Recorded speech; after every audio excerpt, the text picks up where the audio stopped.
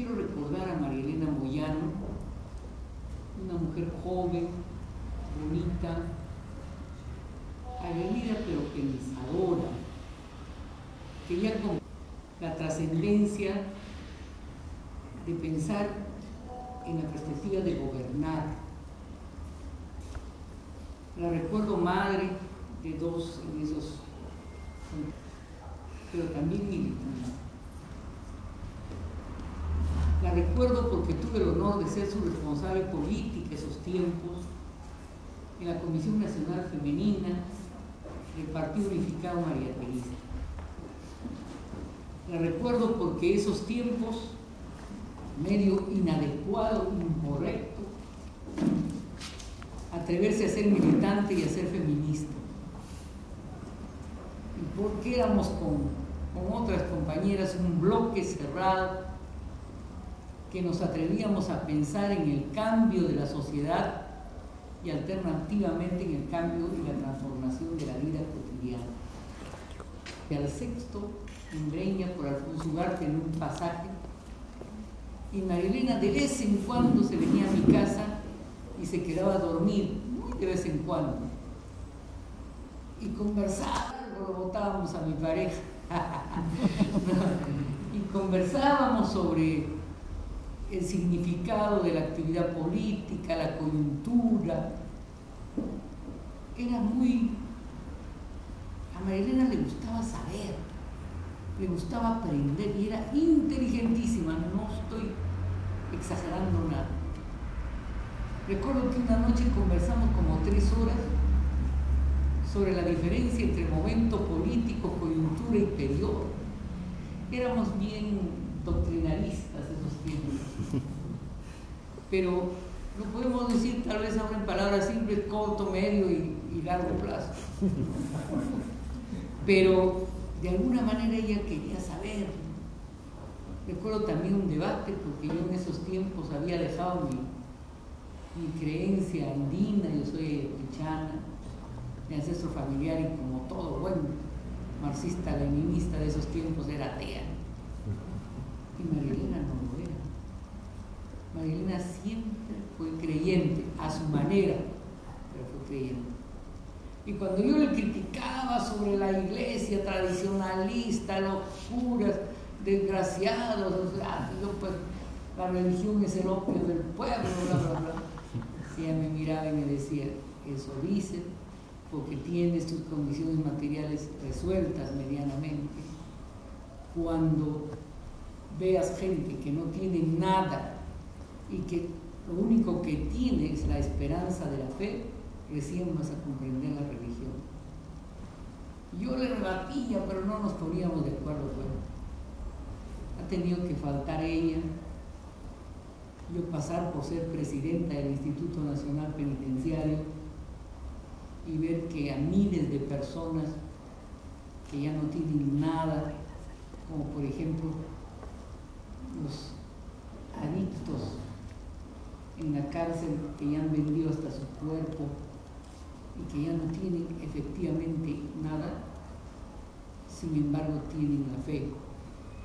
Y yo he tenido que pasar por un cáncer para descubrirme, cuando me están llevando a la operación, descubrirme instintivamente, decir: oye, compadre, no me hagas esto, todavía puedo.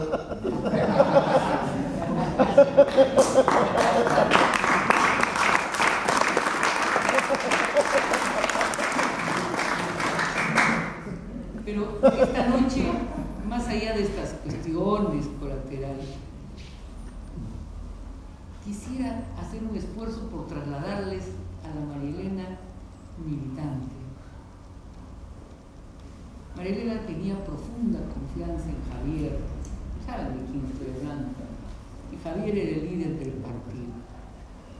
Y habíamos algunos ya medio iconoclastas, ¿no?, que en los debates del partido nos parecía que Ricardo, que ahora estamos mal, cometía errores. Y el debate era justamente, queridos compañeros y compañeras, la táctica frente a Sendero. Y Ricardo planteaba la teoría de la trenza, que yo no me olvido hasta ahora. Las mujeres que hemos tenido cabello largo sabemos lo que es la trenza, pues trenzar es juntar distintas vertientes.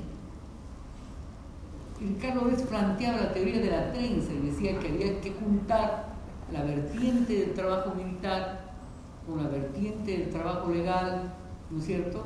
Y con, ya no recuerdo la otra vertiente, pero una vertiente era Sendero. Miren cuánto tiempo ha pasado. ¿Perdón? El movimiento social, gracias compañero, tiene razón. El movimiento social, vertiente de nuestro partido, con la vertiente de las líneas más que optaban por la guerra. Y en esa orientación no era solo esa, en esa orientación había estado de la vanguardia histórica Julio César Mesich, ¿no?, que fue uno de las cabezas del movimiento de Andahuaylas por la tierra, que logró imponer conquistas trascendentales como el acelerar la reforma agraria, que se había neutralizado un tiempo, que sin embargo se había inaugurado, como sabemos, en la convención con Hugo Blanco en los tiempos de Velasco.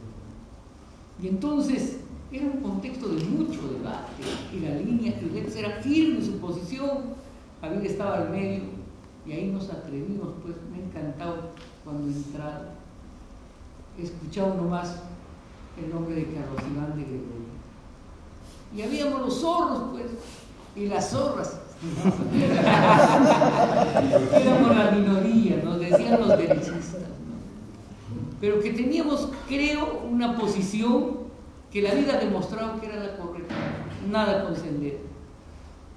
Compañeros, Santiago Pedrati, Neftalí Carpio, que ahora ya creo está en las derechas, ¿no?, quienes hablan, hicimos la ruptura histórica no cuando mataron a María Elena, lo hicimos antes, y ella también lo hizo. Por eso era tan militante en su posición frente a Sendero. ¿Por qué?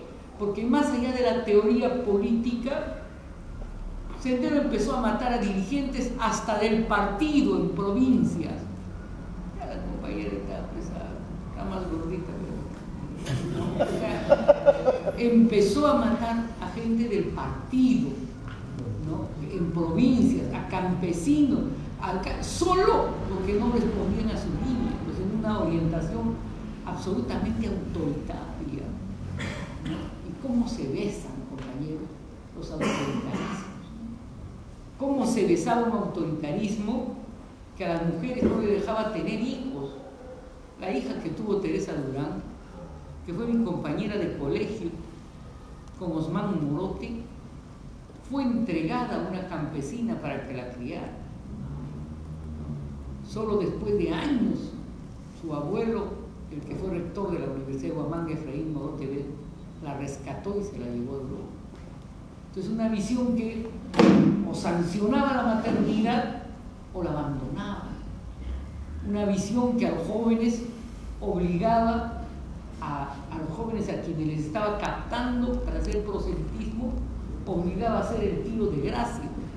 Aunque en primera instancia yo sí he trabajado, compañeros, de la guerra, porque yo soy ayacuchana, a mí me ha dolido, ¿no?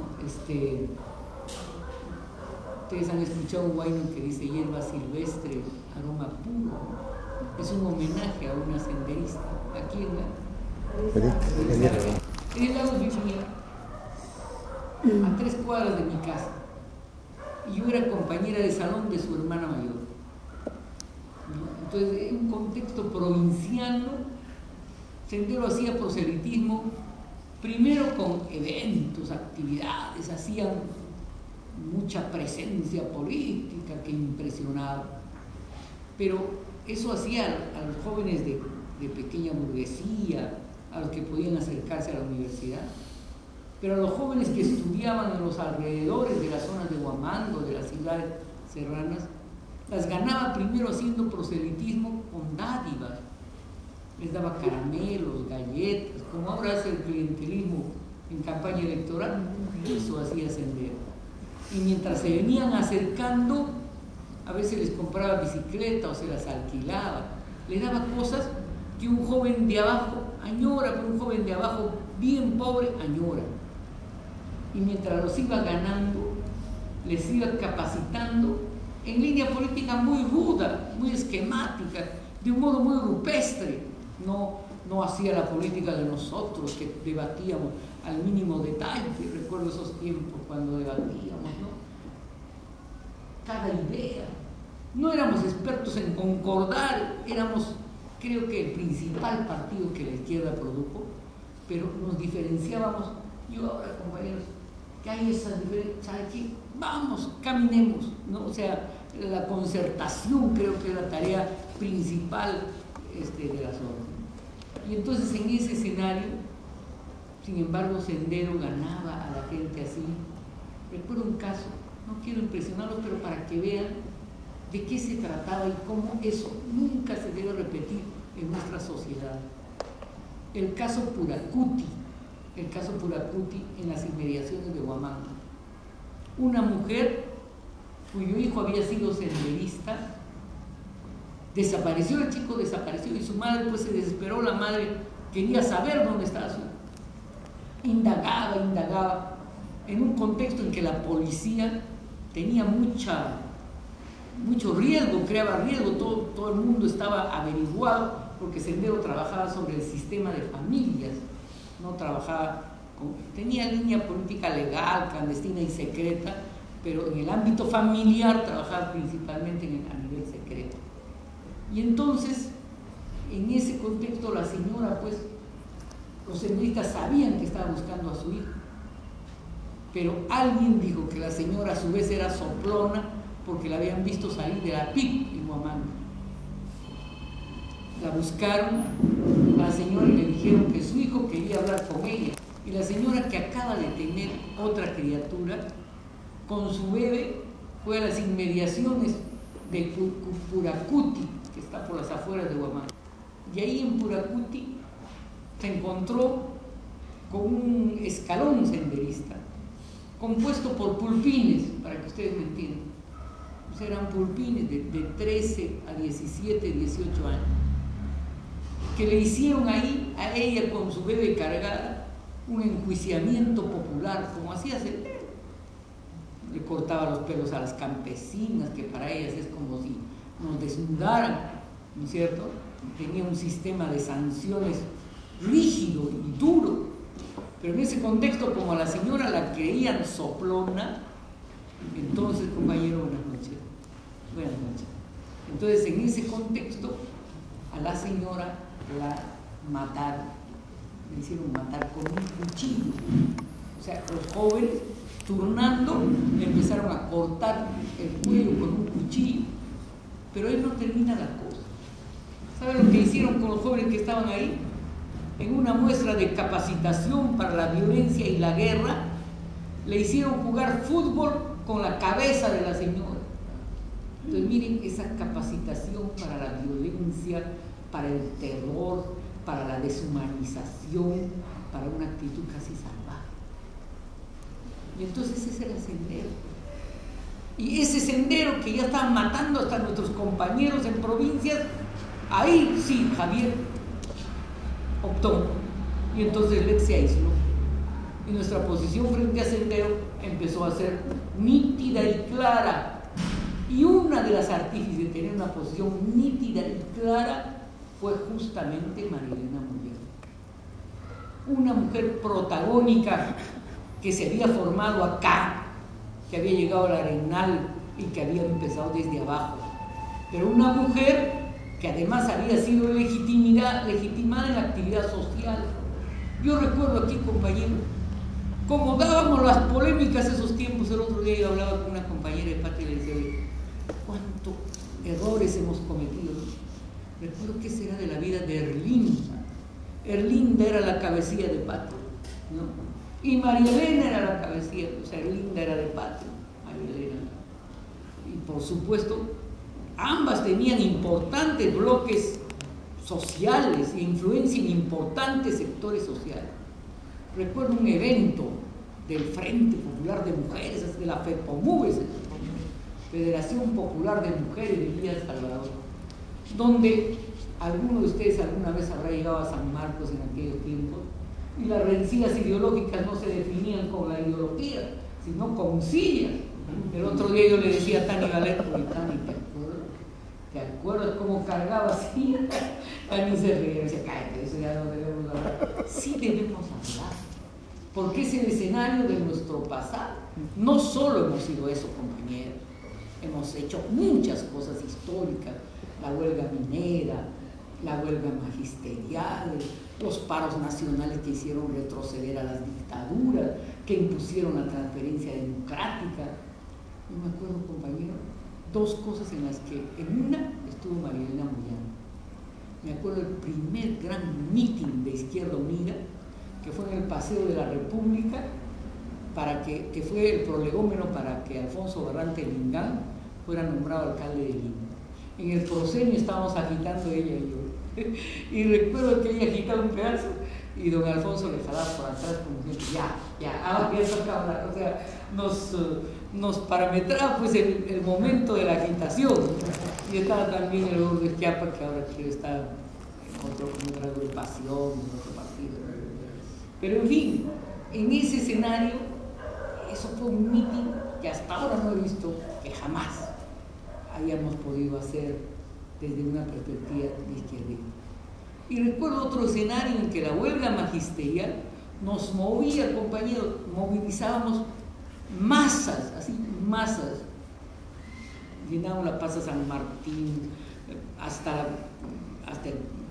abajo, hasta la Plaza 2 de Mayo, hasta Alfonso Ugarte, ¿no? Y recuerdo una vez que estábamos en la Plaza de Armas con los mineros y empezaron a tirarnos balas, así como han tirado balas anoche en Pichanaki, diciendo que no había armas cuando el arma está. Felizmente ahora prueba la fotografía.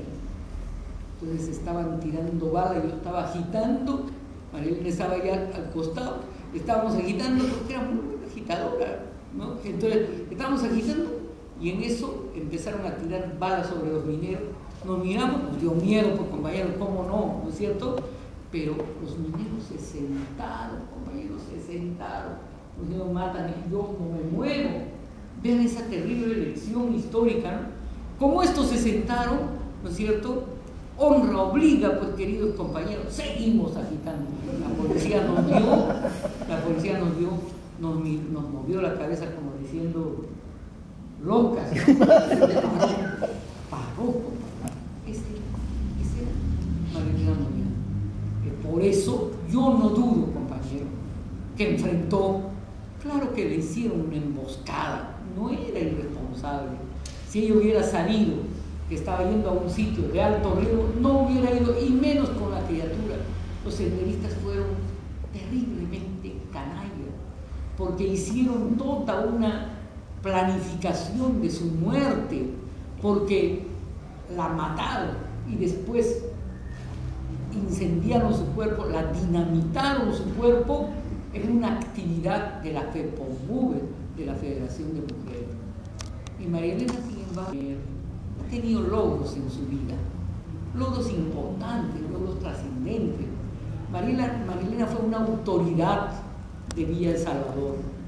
Fue una de las primeras mujeres que ejerció no solo liderazgo de movimiento social, sino fue pues autoridad de este gran distrito.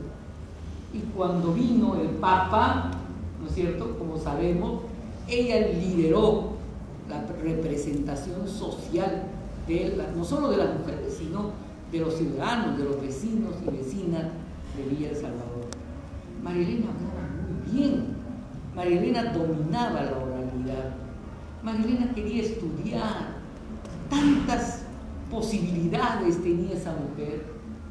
Francamente, compañeros, es una de las cosas que nunca perdonaré a los actores de la guerra. A ver, han matado a muchas personas.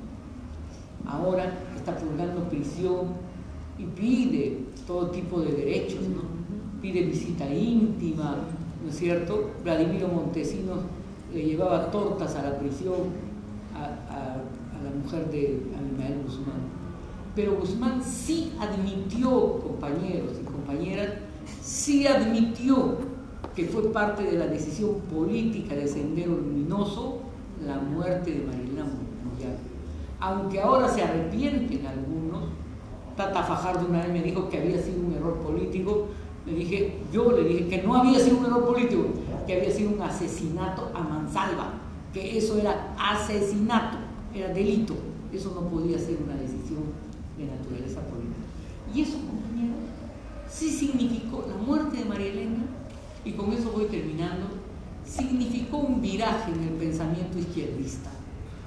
Claro que venía junto con otros movimientos, la caída del muro en Europa, ¿cierto?, el balance de los socialismos reales, la superación del dogmatismo y del doctrinarismo, ¿no es cierto?, las experiencias de gobierno de la izquierda, principalmente la de la Municipalidad de Lima.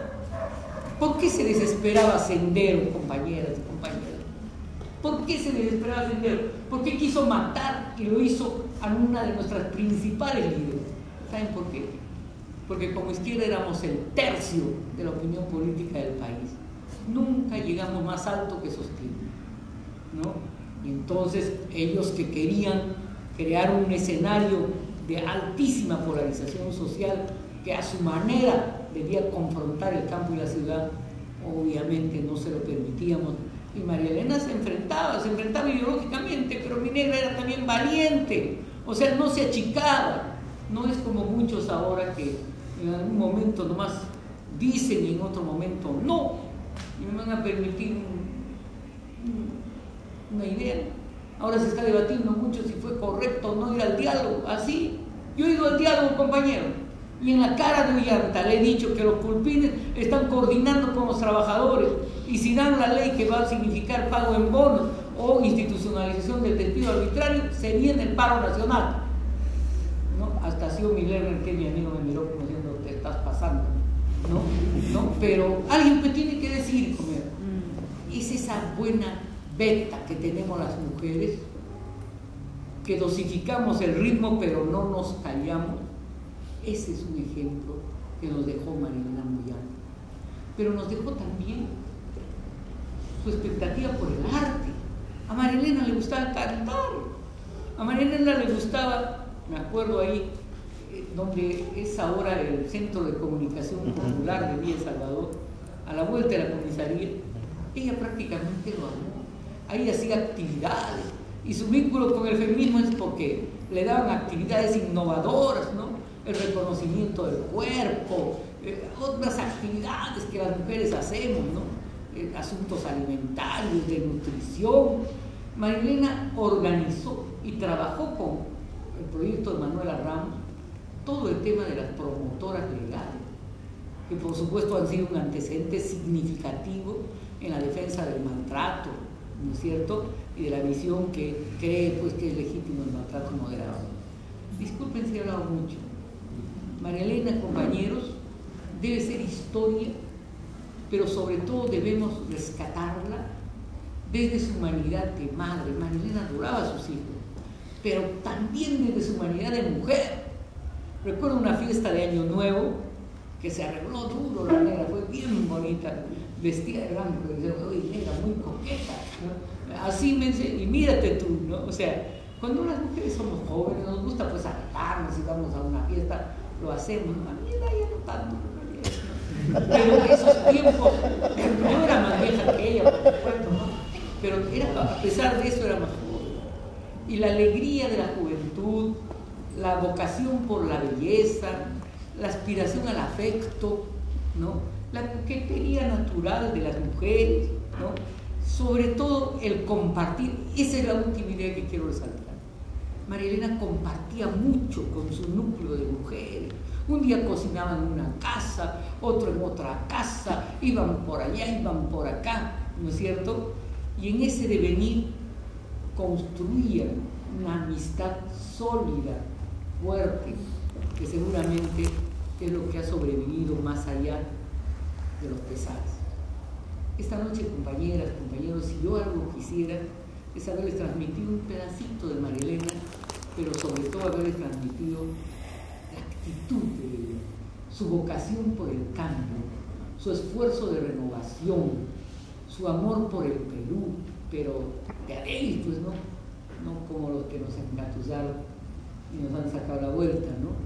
Su esperanza en el porvenir, su vocación de creación, sus potencialidades políticas que no, ella no se ha formado en escuelas de liderazgo, ¿no? A lo más hicimos 2 escuelas políticas en el pueblo, era de las mejores, francamente era de las mejores. Hay así personas que ustedes seguramente conocen, es Alaveno, o ese tiene pilas, ¿no? Así era el doble, la veía rapidito, hacía diagnóstico rápido, sabía lo que las personas querían, y en ese sentido distinguía entre el trabajo cívico, el trabajo político, el trabajo simplemente en el movimiento social. Y en ese escenario también seguramente tuvo errores, el principal, confiar demasiado en un contexto de violentismo.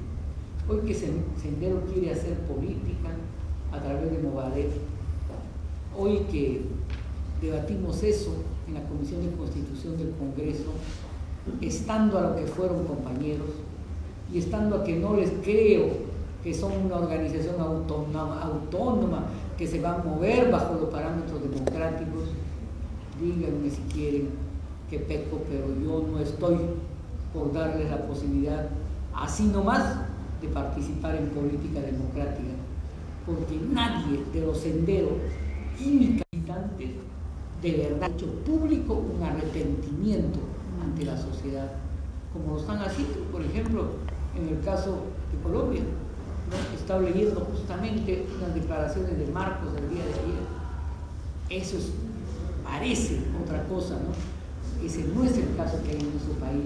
Y por el contrario, creo que están haciendo, compañeros, trabajo clandestino, creo que están acumulando fuerzas en algunos espacios geofísicos territoriales del Perú y en el caso de Lima. Hace unos 3 meses, con eso terminamos, compañeros, fui a una asamblea de seguridad ciudadana en Carabalí, y así, conversando, se paró un señor y nos dijo: "Han hablado del derecho que tenemos los empresarios para trabajar", así parecía un empresario emergente. Me dijo: "Pero además, ¿no es cierto?, no ha hablado de la trascendencia que tiene el movimiento de Movadef, un empresario Movadef". Ahí está pues la plata que venía de la, ¿no es cierto? Y ahora estoy trabajando en temas de drogas, compañero, ¿no? Y Sendero sí está metido en droga, si es que aún no está metido ya en lo que se llama el narcoterrorismo, en palabras de algunos investigadores. Compañeros, he llegado tarde, he hablado con emoción, con mucho desorden, pero tener viva a María Elena, reitero, es hacer lo que decía el compañero Juan Andrés, seguir apostando por el cambio, por el trabajo a nivel edil, a nivel vecinal, por el cambio en la cultura, por la renovación de la vida, por un gobierno democrático, por la paz, pero también y principalmente por la justicia. Ya se han ido varios compañeros, se ha ido María Elena, se ha ido Carlos Iván de Gregorio, se ha ido Javier Descansé. Es un deber seguir esa ruta que trazó nuestra generación, imbuida de conciencia e imbuida también de fe.